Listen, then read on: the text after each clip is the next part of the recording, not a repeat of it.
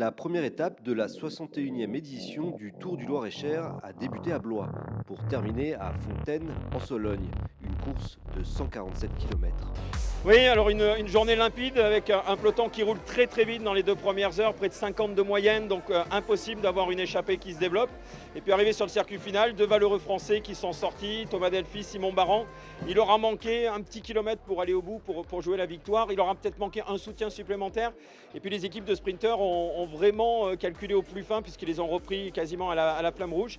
Et puis les sprinteurs qu'on attendait, avec notamment Babor, le coureur tchèque, plusieurs fois champion du monde sur piste, plusieurs fois champion de République tchèque, qui avait gagné sur la Roumanie, qui avait brillé sur la Normandie. Ça promet pour les 5 jours.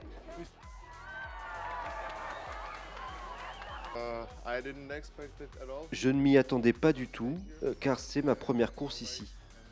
Aussi, je n'étais pas très bien échauffé, donc vraiment, je ne m'y attendais pas. Je viens de faire le tour de Normandie et c'était un peu difficile. C'était plat et en plus, je voulais vraiment gagner cette étape ici.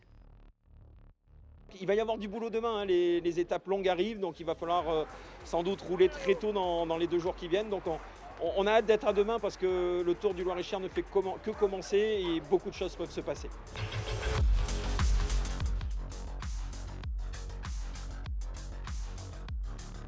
On vous retrouve demain pour la seconde étape du Tour du Loir-et-Cher qui part de Comtroi en Sologne pour une arrivée à Vallières-les-Grandes.